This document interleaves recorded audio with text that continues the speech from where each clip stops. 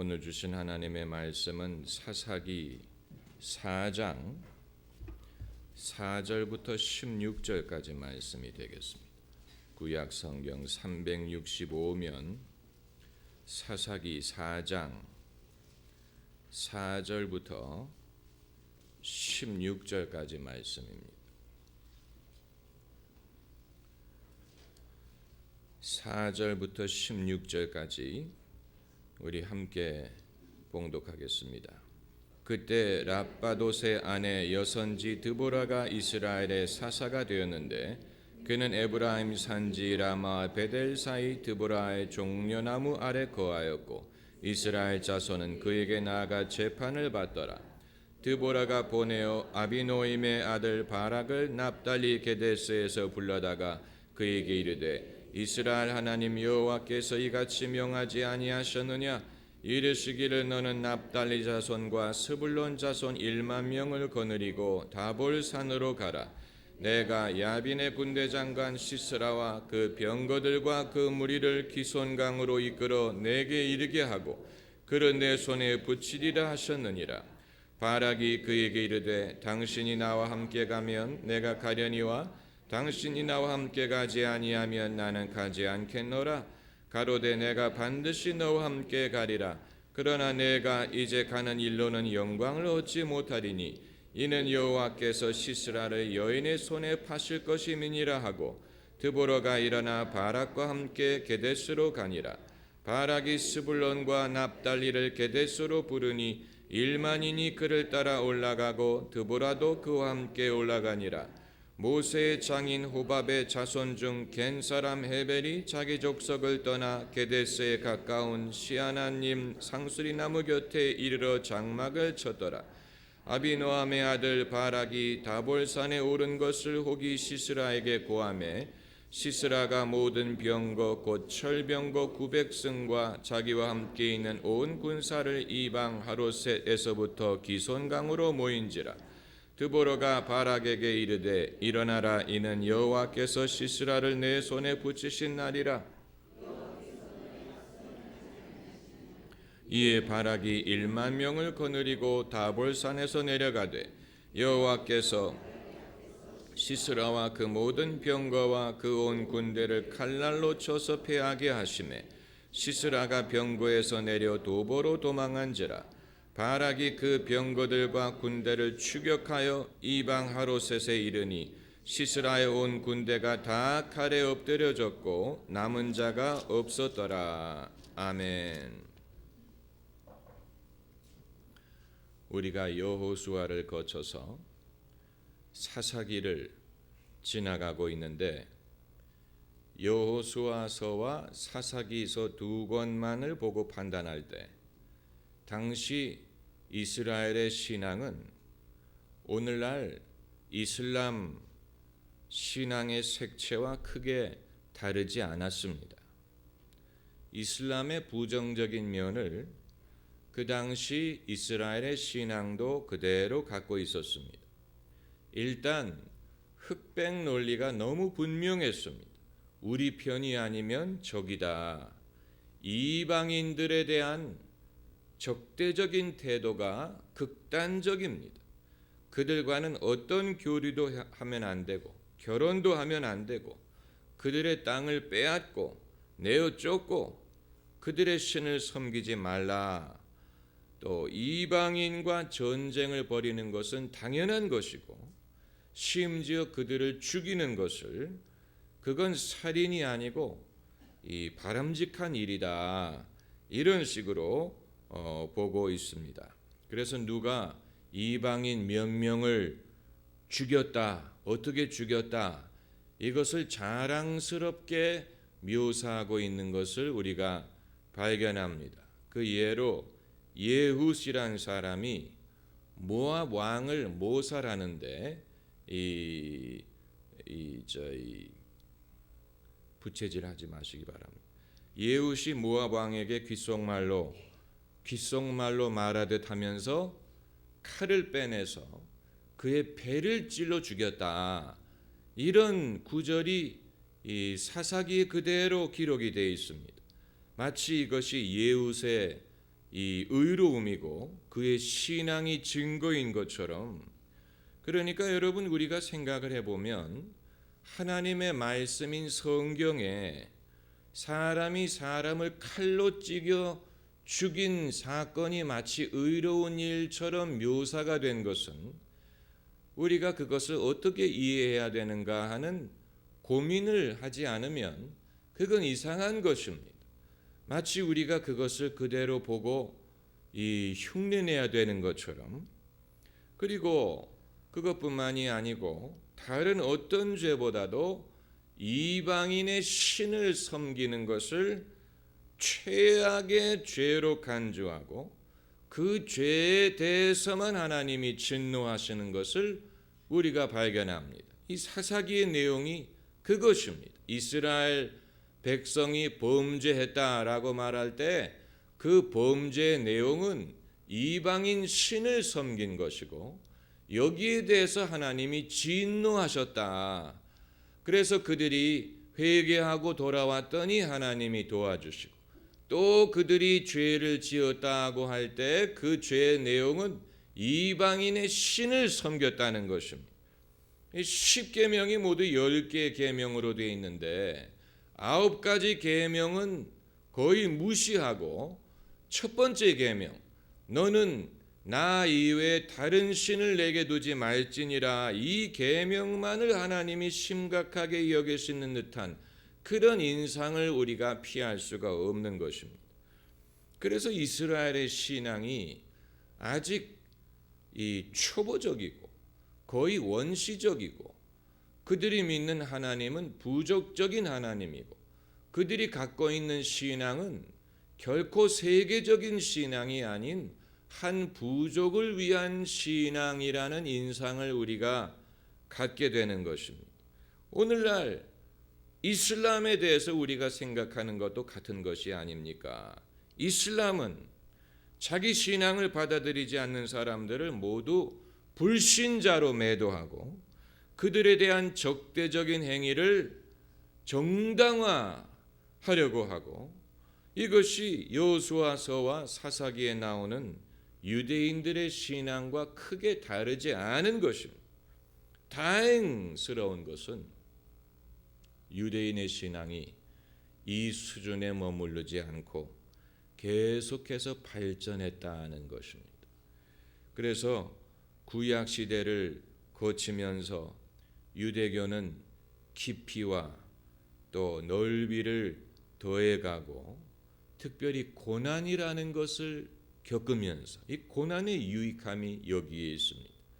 아직까지는 우리가 성경에 어떤 고난이라는 주제가 등장하는 것을 볼 수가 없는데, 이후의 이스라엘의 역사에 그들이 고난이라는 것을 경험하면서 고난 중에 이루어지는 하나님의 섭리를 발견하기 시작합니다.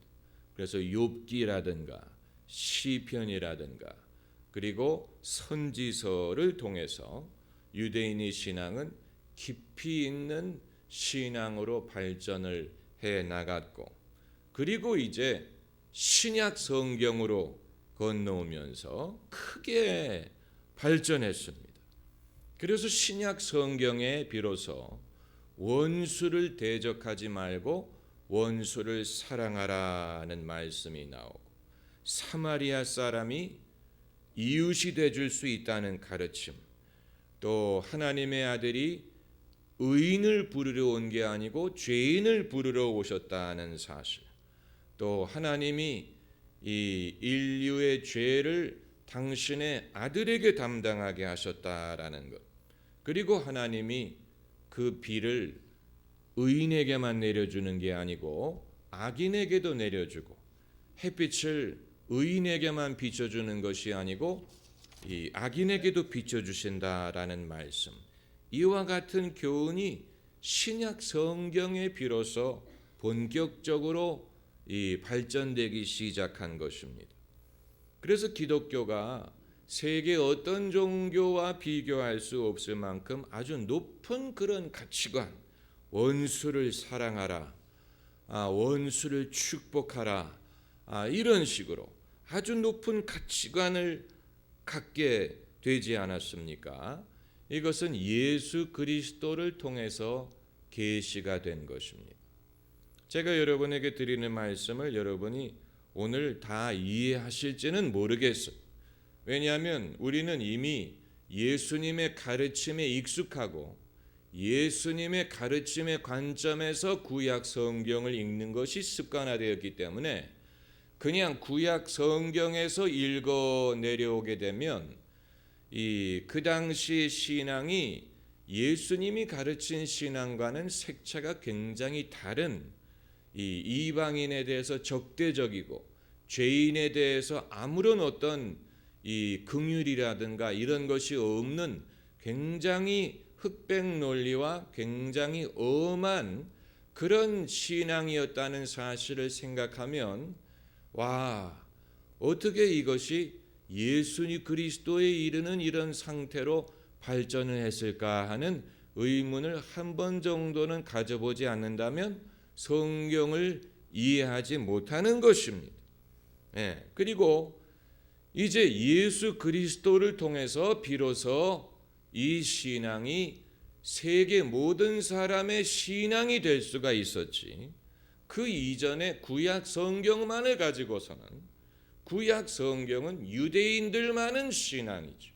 유대인들만을 위한 신앙이고 이방인에게는 그들이 어떻게 구원을 받을 수 있는지, 어떻게 죄 사함을 받을 수 있는지, 그들이 어떻게 하나님의 백성이 될 수 있는지 여기에 대한 구체적인 방도를 제시하고 있지 않았다는 사실이, 나만 장군 같은 사람이 문둥병에서 나은 적은 있지만 그렇다고 해서 그가 이스라엘 백성이 된 건 아니에요. 그가 하나님의 백성에 합류한 것은 아니에요. 또 사르밧 과부가 하나님의 기적을 경험하지는 했지만 그렇다고 그가 유대인이 된 것은 아니었는데, 신약 성경에 이르러서 예수님을 통해서 이제 비로소 이방인들이 유대인과 똑같이 믿음으로 말미암아 하나님의 백성이 될 수 있는 길이 본격적으로 열리게 되고, 그래서 이제 기독교는 더 이상 유대인들의 종교가 아닌 이방인들을 위한 종교, 온 세상을 위한 종교로 발전하게 된 것입니다. 오늘날 세계적으로 선교사를 보내고 세계 선교를 담당하고 있는 민족들이 유대인이 아니고 한국인, 미국인, 중국인, 유럽인, 라틴 아메리카 전 세계 사람들이 복음을 자기의 복음으로, 자기의 신앙으로, 자기의 열정을 가지고 자기의 믿음으로 땅끝까지 그것을 증거하고 있는 사실을 보게 될 때, 와, 기독교는 정말로 세계인의 종교가 됐는데 정작 유대인들이 예수님을 그리스도로 믿지 않는구나 하는 것을 우리가 볼 수가 있습니다. 그런데 오늘 본문에서 우리는 그럼에도 불구하고 이슬람을 위시한 타종교와 구별이 되는 색다른 면을 발견하게 됩니다. 그게 바로 드보라라는 여성이 이스라엘의 사사가 된 사건입니다. 이것은 전례가 없는 일입니다. 지금까지 우리가 창세기에서 사사기까지 올 때 이 하나님이 쓰시는 여성이 없었던 것은 아닙니다. 이 모세의 누이 미리암이 여자 선지자로 등장을 한 적이 있지요. 또 하나님이 리브가를 통해서 에서가 아닌 야곱이 축복을 받도록 한 적이 있지요. 그러나 창세기에서 사사기까지 오는 동안에 하나님이 여자에게 기름을 부어서 여자가 이스라엘 백성을 이끌게 하신 것은 드보라가 처음이, 전례가 없는 일입니다. 혼동의 시대에 하나님이 남자가 아닌 여자를 선택해서 그에게 기름을 부어서 이스라엘 민족을 위기에서 건지게 하셨다라는 것은 놀라운 일이고 누구를 연상시킵니까? 잔다르크를 연상시켜요. 잔다르크. 백년 전쟁에서 위기에 빠진 프랑스에 대하여 잔다르크라는 소녀가 하나님의 계시를 받아서 여자의 몸으로 프랑스 군대를 이끌고 전투를 승리로 이끌었다는 사실은 오늘 본문 말씀을 고려할 때 전혀 터무니없는 일이 될 수가 없습니다. 왜냐하면 이스라엘의 역사에도 비슷한 일이 생겼기 때문에 위기의 시대에 하나님이 남자가 아닌 여자에게 기름을 부어서 오늘 본문에 나오지 않습니까? 드보라가 군대를 이끌고 전투에 나가서 승리를 거두게 했다. 하나님이 적을 드보라의 손에 넘겨주었다는 사실이, 이 여자는 남자와 같은 일을 하는 데 있어서 극복해야 될 일이 사실은 더 많습니다. 만일 오늘 본문에 등장하는 사사가 여자가 아닌 남자였다면 이건 별로 뉴스거리가 되지 않았을 것입니다.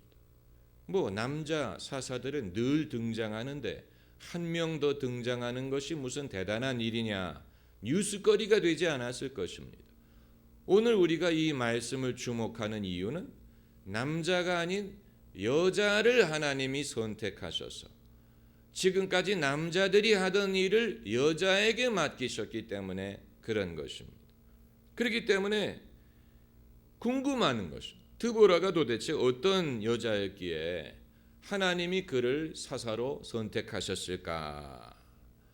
사람들이 궁금해한다는 사실 자체가 아직 여자가 넘어야 될 장벽이 많다는 것을 보여줍니다. 요즘은 여자가 국가 원수 되는 것을 대수롭지 않게 여기지요. 독일도 여자가 수상이고, 또 브라질입니까? 브라질도 여자가 대통령이고,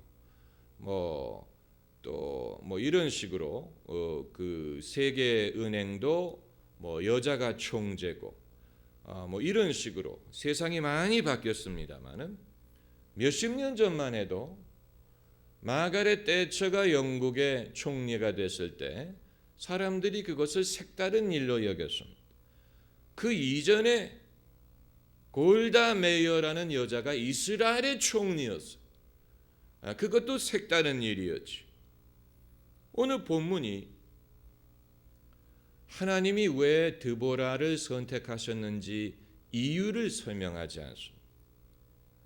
이유를 말하지 않습니다. 왜 드보라였는지, 왜 여자였는지 하나님이 그 이유를 설명하지 않습니다.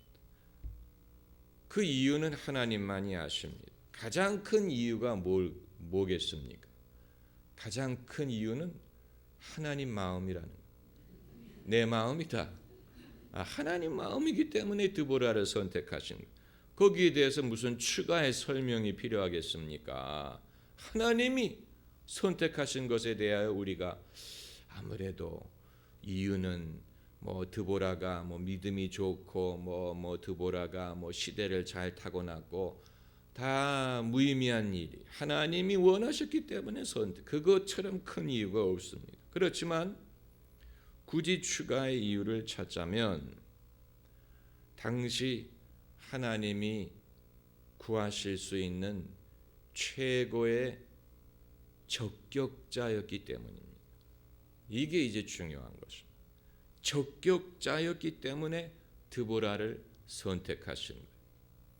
남자들 중에 드보라만한 인물이 없었다는 얘기. 아마 하나님이 처음에는 남자를 찾으셨을 거예요. 그런데 남자 중에 하나님 마음에 드는 사람이 없었어요. 드보라만한 사람이 없었어요. 그렇기 때문에 드보라가 여자이지만 적격자이기 때문에 하나님이 드보라를 이스라엘의 사사로 선택하신 것입니다.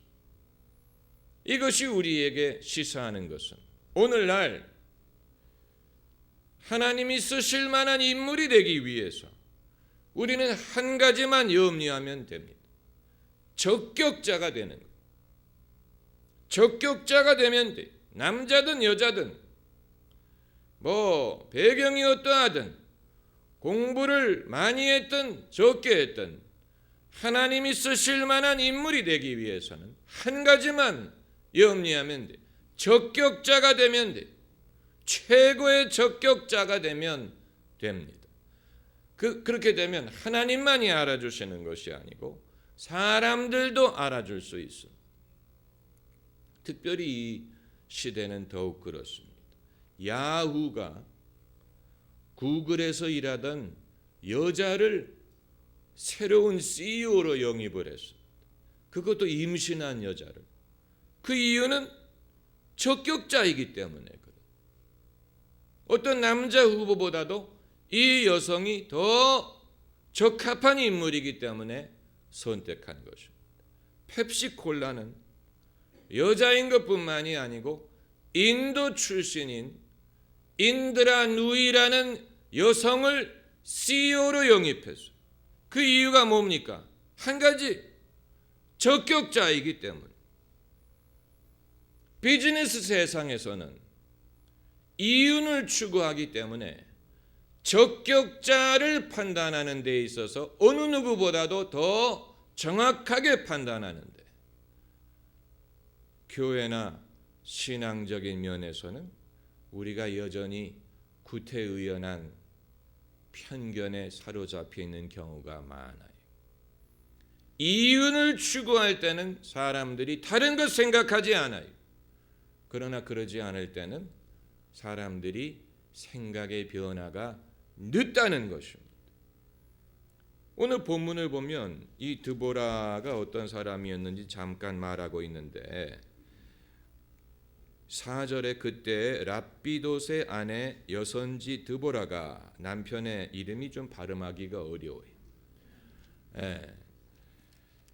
이 랍비돗의 아내라고 말하고 있어요. 아마 어떤 사람들은 이 구절을 인용하면서 봐라, 여자가 지도자가 되려면 최소한 남편이 있어야 된다, 남편이 있는 여자여야 된다, 이런 주장을 할지 모르겠습니다. 그런데 저는 오히려 드보라에게 남편이 있었다는 성경 구절이 아내가 남편보다도 유능했다는 사실을 우리에게 말한다고 봅니다. 그러지 않았으면 하나님이 남편을 사사로 선택했겠죠. 못하러 남편이 있는 아내를 사사로 선택합니까? 남편보다도 적격자이기 때문에 그런 거예요. 여러분, 이것은 쉽게 말하기 어려운 것이지만 아내가 남편보다도 뛰어날 때가 있습니다.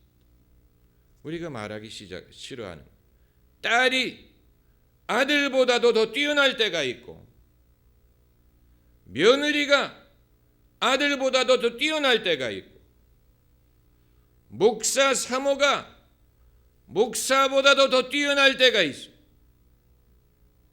그런 경우가 있어요. 안수받은 것은 남편인데 그 사모가 신앙도 더 좋고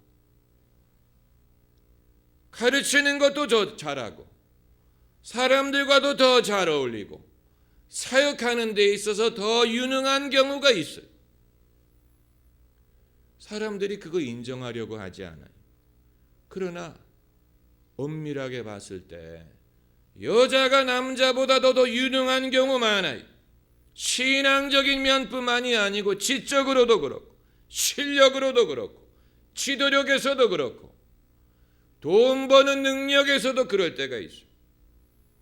그래서 퀴리 부인은 남편의 이름을 따라서 이름을 퀴리 부인이라고 부르지만 전공 분야에 있어서는 부인이 남편보다도 뛰어났어요. 그렇기 때문에 퀴리에 대한 전기는 없더라도 퀴리 부인에 대한 전기가 있는 것입니다. 아내가 남편보다도 뛰어났기 때문에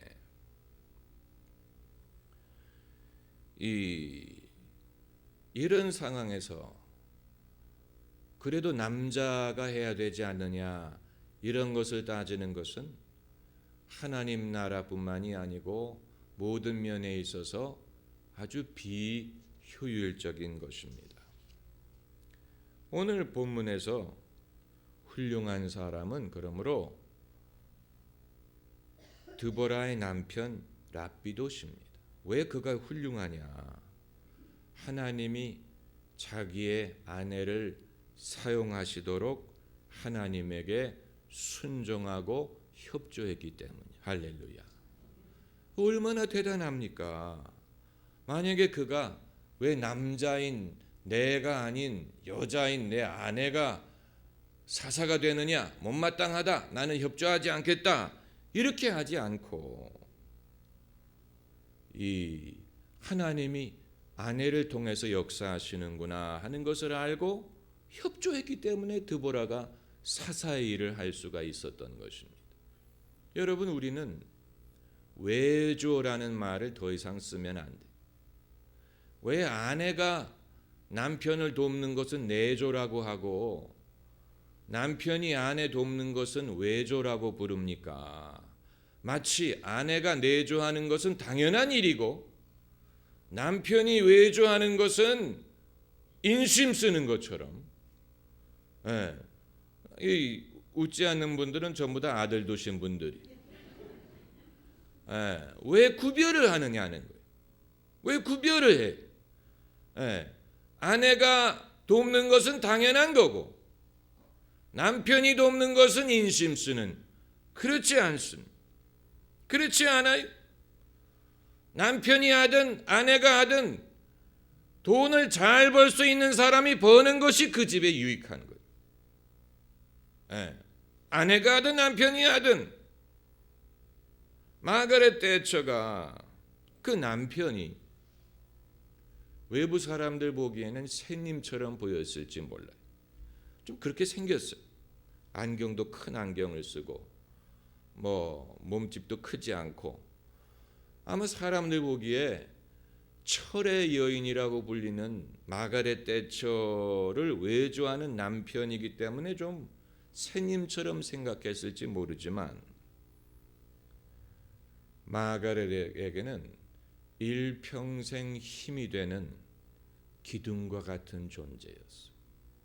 참 그 훌륭한 것입니다. 마가렛이 밖에서는 철의 여인이라고 불릴지 모르지만 집에서는 남편의 도움과 위로를 필요로 하는 여성이었어요.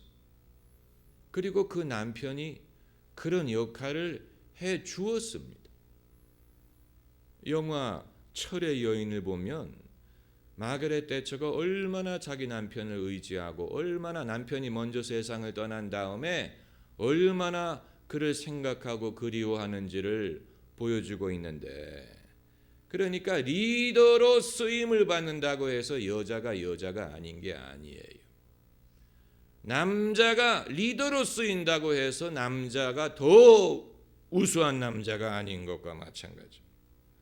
그러니까 여러분, 이 모든 것이 우리에게 보여주는 것은 유연한 사고는 원래 성경적인 것입니다. 성경적인 신앙은 우리로 하여금 유연하게 생각하게 합니다. 왜냐하면 이스라엘 백성이 40년 광야에 있을 때 불기둥과 구름 기둥이 인도하는 대로 쫓아가야 했어요. 이건 유연한 사고가 아니면 할 수 없는 일입니다. 그들이 한 곳에 정착을 할 수 있는 게 아니고 구름 기둥이 옮겨가면 따라가야 했어요. 40년을 그렇게 살았어요. 이것이 하나님의 인도를 따라가는 훈련이었어요. 하나님의 인도를 따라가는 사람은 유연하게 생각하지 않으면 안 돼요.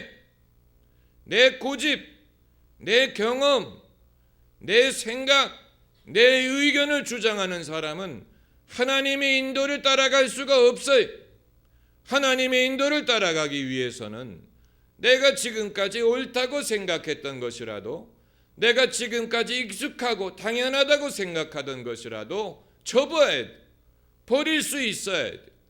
그것을 무시하고 내 생각과는 다른 하나님의 인도를 따라갈 수 있어야 돼. 유연함, 생각의 유연함이 없이는 하나님의 인도를 따라갈 수가 없어. 하나님은 늘 우리가 기대하지 않던 일을 하시고, 기대하지 않던 사람을 통해서, 기대하지 않던 때, 기대하지 않던 곳에서, 기대하지 않던 방법으로 역사하세요. 그러므로 예수님이 이 땅에 오셨을 때 제일 예수님을 영접하지 못했던 사람들은 고정관념을 갖고 있었던 종교 지도자들이, 그들은 이미 모든 것이 고정되어 있었어요. 신앙은 이렇게 하는 것이다. 안식일은 이렇게 지키는 것이다. 이건 어떻게 해야 된다. 저건 저렇게 해야 된다.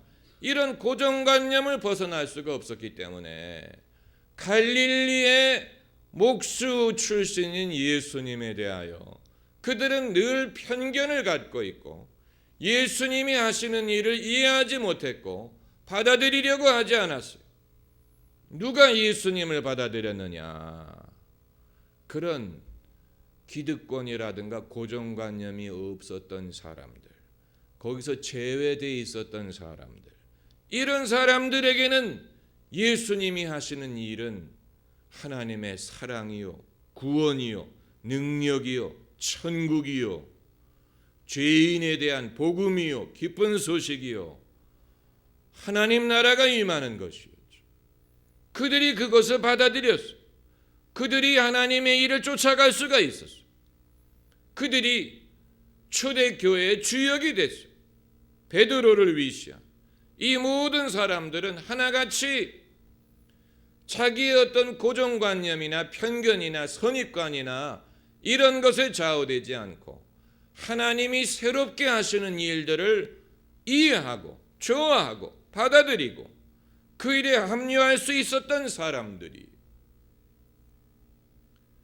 유연한 사고가 없이는 하나님의 역사를 따라갈 수가 없었을 것입니다. 그리고 선택받은 사람들조차도 어떤 경우에는 하나님이 설득하기 위하여 환상을 보여준다든가 사인을 준다든가 이런 식으로 하지 않고서는 선택된 사람들조차도 하나님이 새롭게 하시는 일을 받아들이지 못하는 경우가 있었어요. 그 대표적인 예가 예수께서 베드로로 하여금 이방인인 고넬료의 집에 가서 설교하게 하셨을 때, 베드로는 지금까지는 유대인들에게는 세례를 베풀고 유대인들에게는 복음을 전하고 유대인은 신방하는 것을 받아들였지만 한 번도 이방인의 집에 신방을 가서 이방인에게 전도해 본 적이 없어. 그래서 베드로의 고정관념만을 가지고는 그것을 할 수 없었기 때문에 주님이 베드로에게 3번이나 똑같은 환상을 보게 하셨죠. 하늘에서 큰 보자기가 내려오는데 그 보자기에 온갖 부정한 짐승들이 있었어요. 그리고 음성이 들리기를 베드로야 일어나 잡아먹어라. 이 부정한 짐승을 어떻게 먹으라는 얘기입니까? 그래서 베드로가 주여 저는 이런 부정한 짐승을 입에 댄 적이 없습니다. 그랬을 때 주님이 내가 깨끗하게 한 것을 내가 부정하다고 하지 말아라. 이런 환상이 3번 있었다 그랬어요.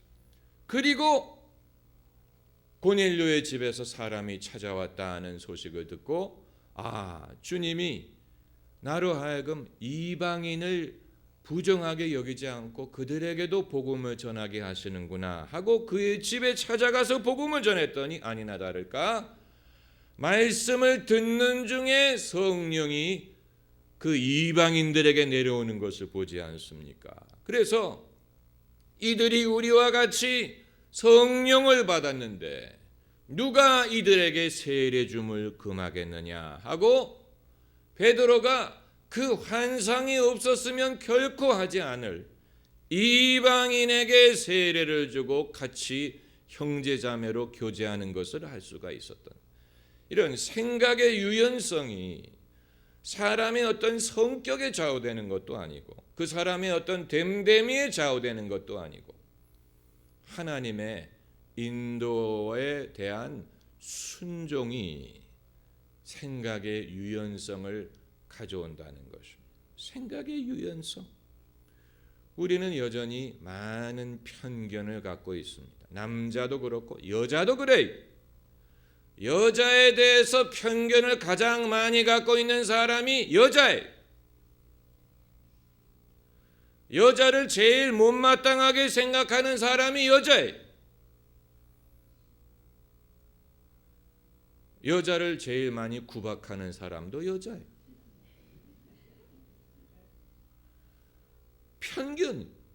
편견. 그러나 하나님은 사람을 외모로 취하지 않으십니다. 할렐루야. 그 말은 하나님은 사람을 편견하지 않으십니다.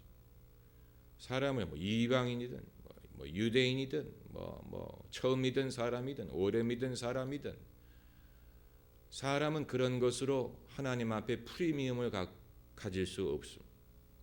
유연한 사고가 하나님의 역사를 수용할 수 있고 유연한 사고가 믿음을 가능하게 합니다. 믿음은 바라는 것의 실상이요 눈에 보이지 않는 것의 증거예요. 눈에 보이지 않는 것을 내가 어떻게 받아들일 수 있다는 얘기입니까? 믿음이 그것을 가능하게 하는 것입니다. 할렐루야. 기도하십시다. 세상